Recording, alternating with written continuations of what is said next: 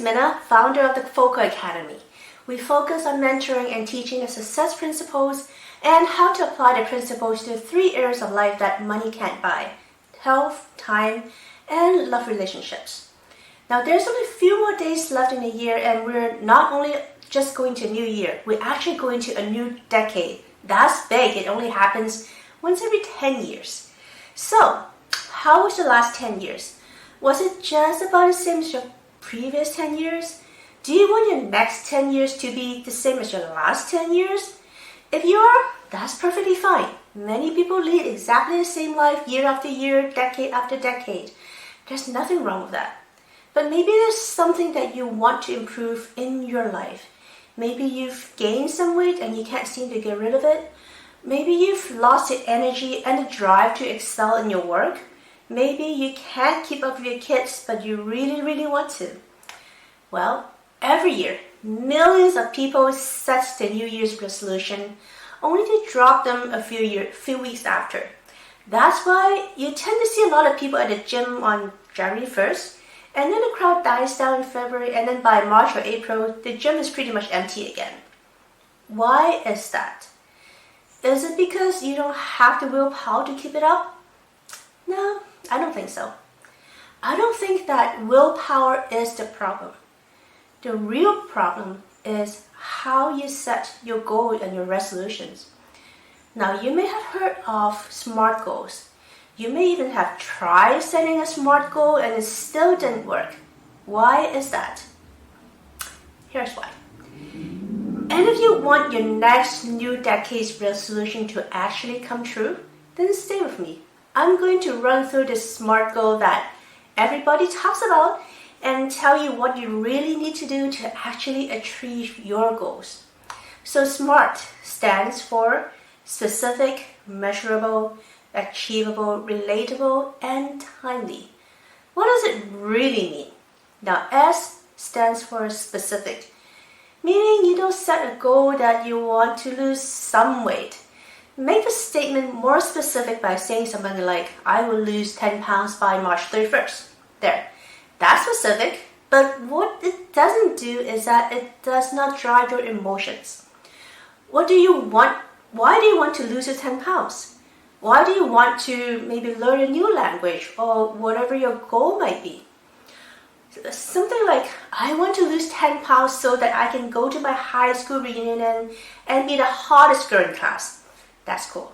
I want to learn Italian so that when I go to Italy in summer, I can really immerse in the local lifestyle and not just do the tourist things.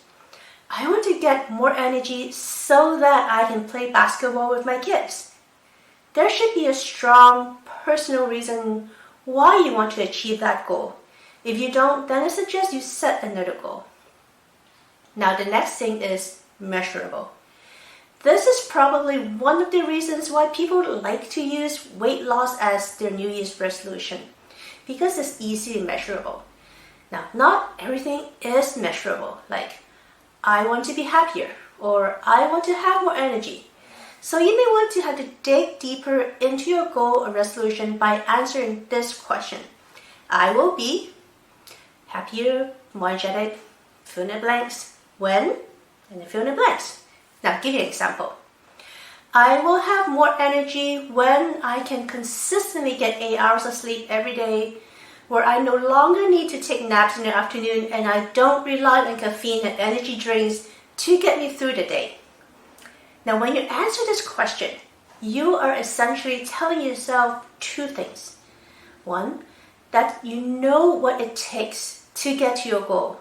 And 2, your goal can now be measured by, let's say, the number of hours of sleep, etc. But that's not all. You would also want to break down your goals into smaller chunks so that you can measure your progress as well. For example, I want to lose 10 pounds by March 31st by losing 0.8 pounds every week. That way, you can weigh yourself weekly and see if you are on track or not. And of course, it is really important to document your progress. This is where the trackers and journals come into play. Next is achievable. Now, going to the moon may not be achievable for many of us. So it is important that our goal is achievable.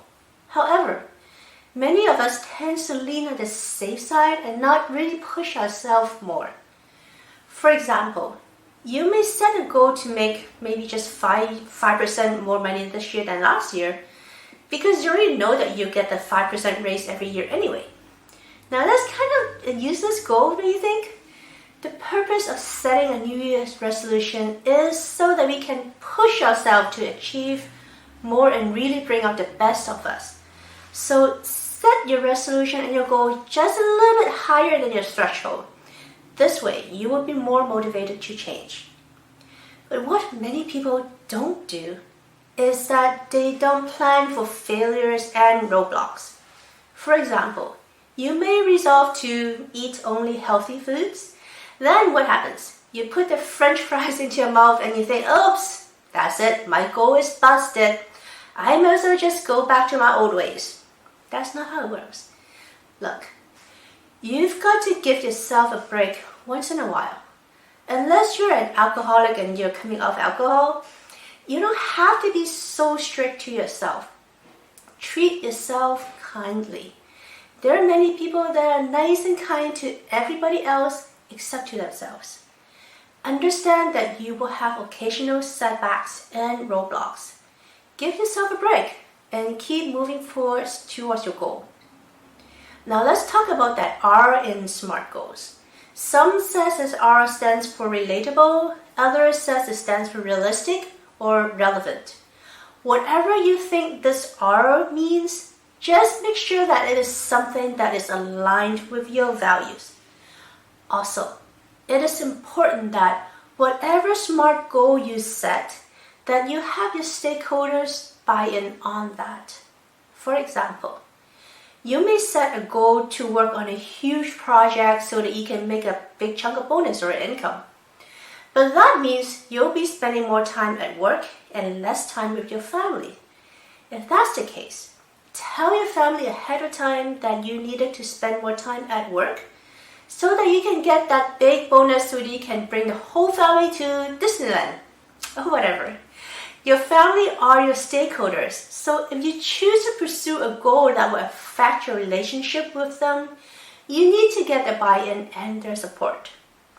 Now last is that your resolution needs to be timely or time-bound. So that's pretty straightforward. What the SMART goal doesn't do is that it doesn't tell you to set up checkpoints or milestones on your achievements. If your goal is to lose 10 pounds, you may want to set up a checkpoint every week to make sure that you're on track. You may also want to set 5 pounds as a milestone and make it a celebration. Hey, you're halfway to your goal and it's definitely called for a celebration. Write down how you would celebrate each of these milestones so that you can actually look forward to achieving these milestones while you are working hard on your goals. So that's it. Now it's your turn to redefine your New Year's resolution. We hope that your next decade will be fantastic, fun, and fulfilling. Until next time, love what you live and live what you love.